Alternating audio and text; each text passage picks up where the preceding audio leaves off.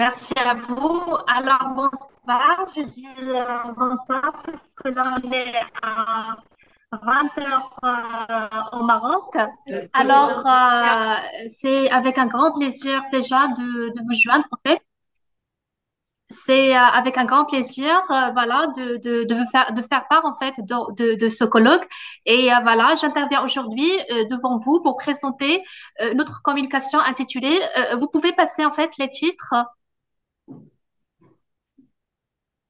Voilà, notre communication intitulée Les coopératives des produits de terroir, un levier de changement économique et social au Maroc. En fait, cette communication est le fruit d'un travail collaboratif entre Madame Amina Boumeiz, c'est ma directrice de thèse, et moi-même. Passons à l'autre slide. Dans ce cadre, je structurais mon intervention en cinq axes principaux. D'abord, le contexte de notre recherche. Ensuite, la problématique centrale et son ancrage théorique à travers le cadre conceptuel. L'état des lieux actuel par la suite des coopératives des produits de terroir au Maroc.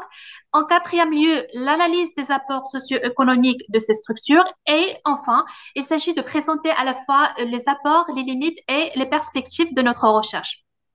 On commence alors par le contexte dans lequel s'inscrit notre recherche.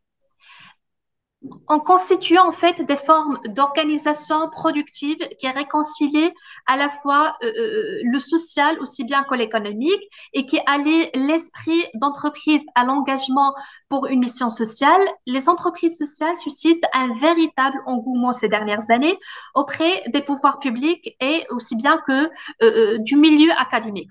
Parmi les formes des entreprises sociales, nous avons opté pour le modèle coopératif en se focalisant sur les coopératives des produits de terroir plus précisément. En fait, dans le contexte marocain qui fait objet de notre étude, le nombre des coopératives et leurs adhérents ne cesse de se multiplier dans les différents secteurs.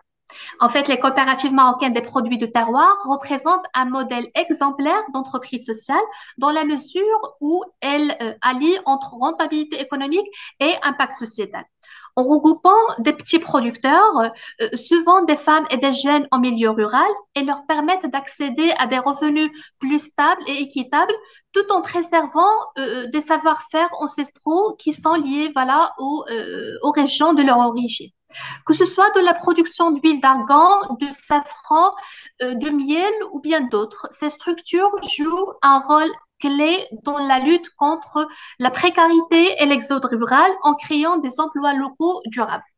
Ces coopératives, en fait, ne se contentent pas de vendre des produits, mais plutôt elles portent un véritable projet de société. Elles incarnent, en fait, une alternative concrète à l'économie traditionnelle où on trouve que, si je peux dire, profit rime avec équité sociale et où le développement local passe en fait principalement par la valorisation des ressources humaines aussi bien que la valorisation des ressources naturelles. C'est dans cette optique, on peut passer à l'autre slide de la problématique. En fait, c'est dans cette optique que cette recherche se propose d'étudier la question suivante, ou bien la problématique, dans quelle mesure les coopératives des produits de terroir peuvent-elles être un levier de transformation à l'échelle économique et sociale au Maroc. Passons maintenant au cadre conceptuel pardon, et état des lieux. Et l'autre slide, commençons d'abord par la définition de cette entité socio-économique qui est la coopérative. En fait, là, je vais me pencher vers la définition qui a été donnée par la recommandation numéro 127, qui est dénommée les coopératives pays en voie de développement, qui émane en fait de l'Organisation internationale du travail. Cette dernière, en fait, elle définit la coopérative comme étant une association de personnes qui se sont volontairement groupées pour atteindre un but commun par la constitution d'une entreprise dirigée démocratiquement en fournissant une quote-part équitable du capital nécessaire et en acceptant une participation aux risques et aux fruits de cette entreprise. Ce qu'on peut, si je peux dire, déduire de cette définition, on trouve que la coopérative regroupe des individus qui réunissent à la fois leurs ressources en créant une entité qui est l'entreprise. Cette dernière leur permet d'œuvrer ensemble pour atteindre un objectif commun qui est non, bien sûr, accessible à l'échelle individuelle. Là, on passe au principe qui sous-tendent en fait les coopératives. Dans ce cadre, on trouve que l'Alliance de la coopération internationale a retenu 7 principes clés. Le premier, c'est l'adhésion libre et volontaire. Comme l'intitulé, en fait, chacun a la possibilité de choisir de participer ou non à la coopérative sans pour autant être obligé de le faire et sans aucune discrimination.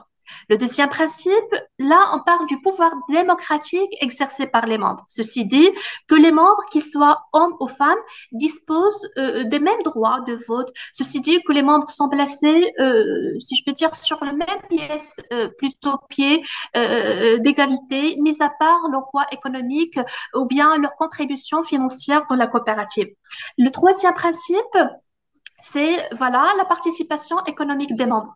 En fait, dans le cadre de la coopérative, on trouve que les membres participent au capital de la coopérative d'une manière égale.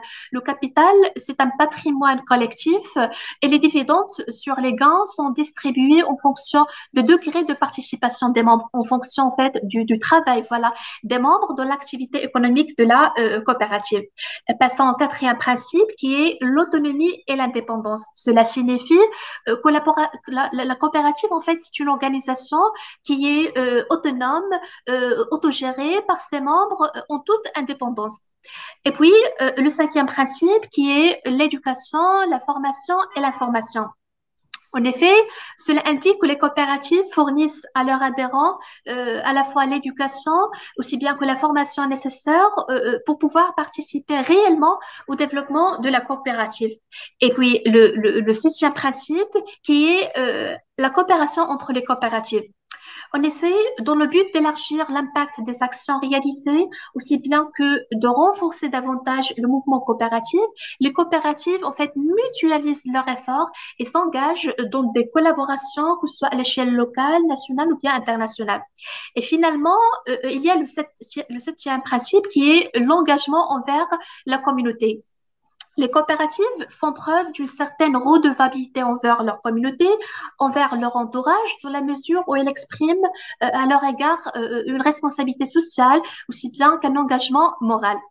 Arrivons maintenant, on passe à l'output en fait de la revue de littérature sur les études en fait qui ont, si je peux dire, approché les coopératives sous l'angle de l'entreprise ou bien l'entrepreneuriat social. Les coopératives, en fait, en tant que modèle d'entreprise sociale, ont fait l'objet de nombreuses études empiriques mettant en lumière leur efficacité comme étant une alternative viable aux entreprises traditionnelles. Et d'abord, la première des choses, on passe, en fait, voilà, la coopérative, selon, en fait, la revue de littérature, on trouve que plusieurs travaux confirment que les coopératives constituent une structure à la fois résiliente, autrement dire inclusif en fait qui est capable de concilier entre la rentabilité et la mission sociale. Contrairement en fait, c'est ça qui fait la différence, si je puis dire, avec les entreprises classiques en fait. Dans le cadre en fait du monde coopératif, on trouve que il y a la gouvernance participative qui réduit en fait les asymétries de pouvoir et qui favorise surtout une meilleure adhésion des membres. Là, je vais contextualiser en fait cette question que dans le contexte marocain, les coopératives de produits de terroir illustrent cette dynamique en permettant aux petits producteurs, souvent marginalisés, d'accéder à des marchés rémunérateurs tout en préservant leur savoir-faire traditionnel. Les recherches montrent également que les coopératives jouent un rôle dans la réduction de la pauvreté et la création d'emplois à l'échelle locale et des emplois surtout durables en fait. Dans les zones rurales marocaines par exemple, ils contribuent à limiter l'exode rural en offrant des alternatives économiques viables, notamment pour en fait les femmes. Une étude de la Banque mondiale dans ce sens qui a été publiée en 2021 souligne également que les coopératives, plus précisément les coopératives agroalimentaires en Afrique, améliorent la sécurité alimentaire et renforcent les chaînes de valeur locale. En troisième lieu, on trouve que voilà, la revue de littérature a permis si je peux dire, de souligner la performance de ces coopératives dans un cadre multidimensionnel. Si les coopératives en fait affichent un fort potentiel, leur succès dépend de leur capacité à équilibrer entre l'impact social et la viabilité économique. Dans ce cadre, plusieurs études, en fait, ont, si je peux dire, ont identifié trois critères clés pour évaluer la performance. D'abord, il y a l'impact socio-économique qui peut inclure, à titre d'exemple, l'amélioration des revenus, l'autonomisation des femmes, etc. Il y a également la viabilité financière qui correspond à cette capacité, en fait, à générer plutôt des surplus, à avoir accès au crédit. Et puis, il y a l'innovation. L'innovation, en fait, les coopératives ont cette capacité à s'adapter au marché, à pouvoir en fait moderniser, si je puis dire, leurs techniques, à diversifier les produits.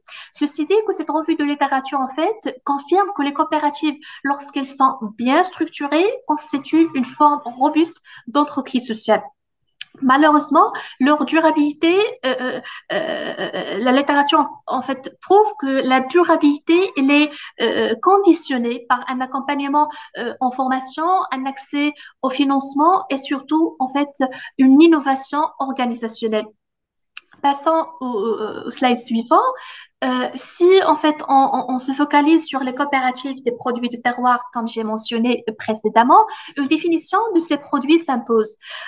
Pour Faure et Coderc, définir ce qu'est un produit de terroir, c'est un exercice en fait très complexe. D'une part, selon Ricard, on trouve que ce dernier voit les coopératives, ou plutôt les produits de terroir, comme étant des produits qui se caractérisent par une réelle originalité liée au milieu local, qui comprend à la fois les caractères physiques du terroir, aussi bien que les contraintes qui sont liées en fait à la fabrication même de ce produit. Dans ce cadre, on trouve en fait que le produit de terroir est généralement spécifique. Déjà, en fait, ce terroir-là, comme euh, c'est bien entendu, en fait, elle est liée au terroir, elle est liée au territoire. Du coup, elle est spécifique en fait à une aire géographique dont elle est originaire et surtout, il apparaît impossible en fait aux intervenants d'autres régions de fabriquer exactement le même produit. D'autre part, on passe au titre qui suit. On trouve que le Conseil national des arts culinaires considère que les produits de terroir correspondent à tous les produits qui sont commercialisés, quel que soit leur mode de commercialisation, dont la fabrication traditionnelle est liée à la transmission du savoir-faire de génération en génération, qui sont attachés à une zone géographique. Toujours, en fait, il y a ce lien avec le terroir, ce lien avec la zone géographique dont il est issu le produit, et qui bénéficient en fait d'une certaine notoriété, d'une certaine réputation sur le marché et qui sont également stables dans leur dénomination et technique de fabrication et qui se caractérisent par un savoir-faire particulier sur au moins un des maillons de la chaîne de fabrication. Arrivant par la suite à l'état des lieux, en fait, dans le contexte marocain, au cours de ces dernières années, le secteur coopératif a connu une forte évolution. D'après les chiffres rapportés par l'ODECO, en fait, c'est l'Office de développement de la coopération, c'est, si je peux dire, c'est l'organe, en fait, étatique qui est chargé de l'accompagnement du mouvement coopératif au Maroc. Le nombre des coopératives n'a pas franchi 5000 jusqu'à la fin de l'année 2005. À compter de cette date, la création des coopératives commence en fait à avoir une cadence plus élevée qu'auparavant afin d'atteindre un total de 15 000, ou plutôt de, voilà, 15 735 coopératives en 2015. Comme il est illustré dans la figure, le nombre des coopératives créées a continué à croître en passant de plus de 27 000 coopératives en 2019 à plus de 40 000 en 2020, et ce, avant d'approcher la barre de 60 000 à la fin de l'année 2024. Comme vous voyez dans la deuxième en fait figure, ou bien voilà le diagramme, on trouve en fait que cette augmentation significative du nombre de coopératives créées s'est accompagnée également par une expansion de leur secteur d'activité, la chose qui témoigne du fort potentiel de développement de ces structures. Dans ce cadre, les coopératives au Maroc sont largement dominées par le secteur agricole, qui représente 63% de l'ensemble des activités coopératives. En fait, cette prépondérance reflète l'importance en fait du secteur agricole dans l'économie marocaine. marocaine. Les autres secteurs coopératifs, bien que moins représentés, montrent une diversification progressive des activités des coopératives. La part réservée aux autres secteurs, qui est non spécifique, occupe une part non négligeable qui est de 9%. Cette partie traduit en fait une ouverture vers de nouveaux secteurs, ce qui veut dire que les structures coopératives ne se contentent pas d'opérer dans les domaines classiques comme l'agriculture et l'artisanat. Il y a une nouvelle génération de coopératives qui plongent ok, c'est noté, qui plongent dans des secteurs comme le conseil et gestion, les télécommunications, le commerce électronique, etc. Dans le même diagramme, on voit que des niches comme le commerce de détail, l'artisanat, les plantes médicinales et aromatiques, ainsi que la gaine, se partagent chacun 2%. Passons au slide suivant. Là, on va en fait parler des apports économiques et sociaux des coopératives des produits de terroir. D'abord, il y a l'amélioration en fait de la compétitivité économique. Perçues comme un facteur de développement économique, les coopératives permettent aux régions de conserver la plus grande partie de la richesse créée par la production, la transformation et la commercialisation des produits de terroir. D'ailleurs, les coopératives assurent un environnement protecteur aux petits producteurs dans la mesure où ils renforcent leur résilience et leur stabilité économique face aux crises et fluctuations du marché international. Deuxièmement, il y a la promotion de l'attractivité territoriale. En fait, en reflétant les particularités géographiques et culturelles de la région où elles sont implantées, les coopératives des produits de terroir contribuent significativement à la construction de l'image de marque des territoires. Ces dernières pavent le chemin pour le renforcement de l'attractivité aussi bien que le rayonnement de la région en question, de la sphère nationale aussi bien qu'internationale. Dans ce cadre, je vais vous donner un exemple en fait en pratique. Aux régions montagneuses, par exemple, de l'Anti-Atlas, où les touristes viennent pour découvrir, surtout en fait les touristes étrangers, je parle là du tourisme en fait externe, pour découvrir les villages et profiter par la même occasion des démonstrations, que ce soit sur les procédés de production de ces produits, aussi bien que d'avoir l'opportunité d'acheter ces produits locaux en fait de ces coopératives. En troisième lieu, on parle de l'amélioration des conditions de vie de la population locale. Souvent, les coopératives euh, prennent naissance en fait dans des milieux sociaux défavorisés, la chose qui les rend plus sensibles aux besoins de leur communauté. Autrement dit, elles mobilisent les potentialités du terroir et agissent au service de la population locale. Ceci dit que ces coopératives constituent une force motrice majeure pour le développement en fait des adhérents, aussi bien pour le développement de leur région, aussi bien qu'ils permettent en fait à réduire le chômage en créant des nouvelles opportunités d'emploi et surtout en fait si je peux dire il appuie en fait les membres de la construction de leur projet de vie en les accueillant hors le temps réservé à l'activité productive, par exemple pour faire en fait des cours d'alphabétisation, puisqu'on sait très bien que au Maroc, ces coopératives en fait qui sont implantées dans le milieu rural, malheureusement, la plupart des membres, surtout les coopératives féminines, sont généralement des membres analphabètes.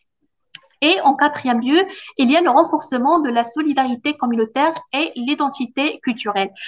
L'examen en fait des apports des coopératives des produits de terroir a fait apparaître qu'ils ont pu jouer un rôle vital au sein de la société, de manière que leur utilité communautaire ne fasse aucun doute.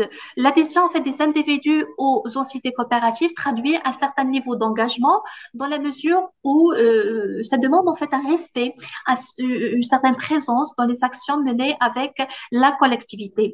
En étant des acteurs responsables, les coopérateurs doivent veiller au fait de ne pas abandonner lors des actions ou des projets. En fait, elles montrent leur capacité à assumer des responsabilités sociales.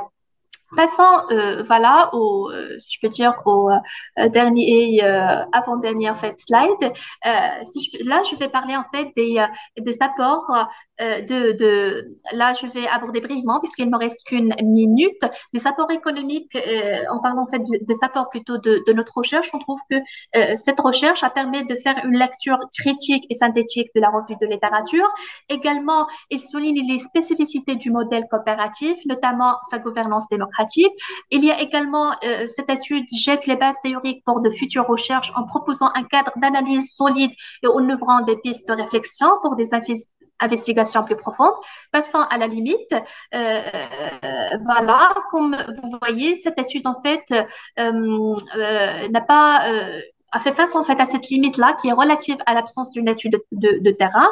Au dernier slide, là où je vais aborder en fait brièvement les perspectives de notre recherche. D'abord, il s'agit d'élargir le cadre d'analyse en intégrant une étude sur les défis en fait qui entravent le développement de ces coopératives. Deuxièmement, l'établissement d'un modèle conceptuel qui intègre à la fois les dimensions économiques et sociales des coopératives, ce qui peut servir de base pour les tests empiriques.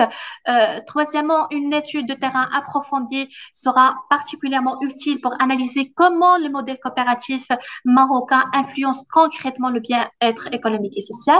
Et voilà, et finalement, il y a la question d'élaborer une feuille de route managériale qui est conçue pour être facilement intégrée par les coopératives et pourrait inclure en fait des recommandations en matière de gouvernance, de commercialisation, de financement, voilà, et d'innovation, afin d'aider ces structures à améliorer leur performance davantage tout en restant surtout fidèles à leurs valeurs sociétales et territoriales. Et voilà, merci pour votre attention.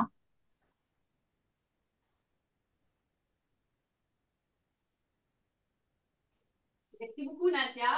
Nous avons quelques minutes pour des questions de l'auditoire.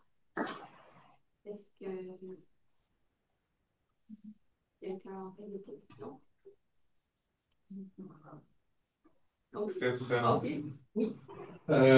peut-être que tu peux parler un peu sur les leçons que tu peux tirer des autres études dans des autres régions qui font des produits de terroir aussi, mais ailleurs.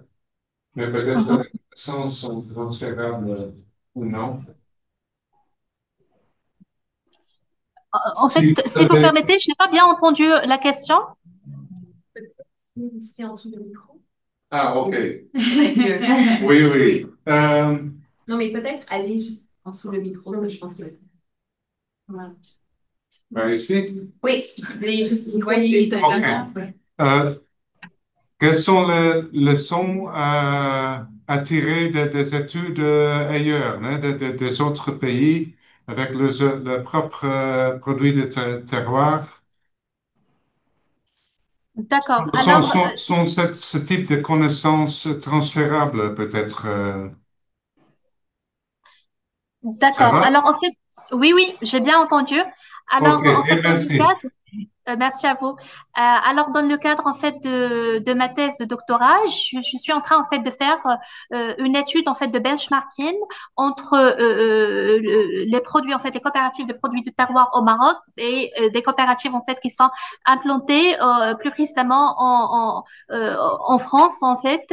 Et là, si je peux dire en fait les leçons à tirer en fait du modèle en fait coopératif français à titre d'exemple, il y a en fait des recommandations à appliquer en termes de commercialisation, puisqu'en fait, parmi les défis que j'ai identifiés en fait dans ma revue de littérature pour les coopératives marocaines, et comme j'ai déjà en fait identifié tout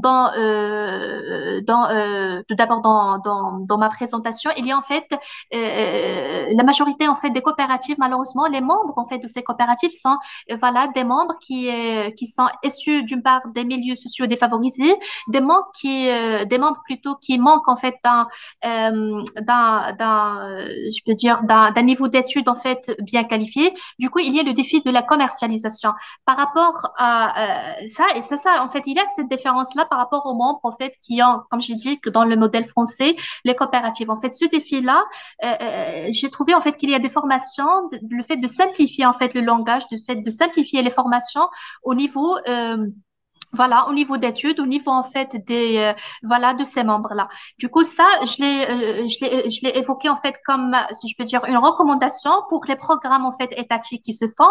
Il y a autre chose en fait qui est le diagnostic. Malheureusement, il y a un grand nombre en fait des programmes étatiques aussi bien que de la société civile qui sont instaurés en fait au profit de ces coopératives. Malheureusement, il y a toujours des défis, il y a toujours en fait un manque en fait d'accès au marché, surtout au marché international. Et là, parfois en fait, ces programmes-là comme je l'ai dit parmi les leçons en fait que j'ai identifiées dans ces études, qu'il y a un très bon diagnostic. Je pars toujours en fait en faisant référence au modèle coopératif français. Il y a avant en fait d'instaurer les programmes, il y a un diagnostic parfois de groupe ou bien individuel qui identifie en fait les besoins réels des coopératives avant d'instaurer en fait le programme. Et du coup c'est une recommandation en fait au programme qui sont installés par l'État marocain ou la société civile de faire en fait de partir la première des choses en fait de faire un très bon diagnostic pour pouvoir en fait faire un diagramme plutôt un programme qui répond parfaitement aux besoins réels et non pas voilà d'instaurer un programme qui ne correspond pas parfois aux besoins de ces coopératives. Merci beaucoup, Nadia. Merci.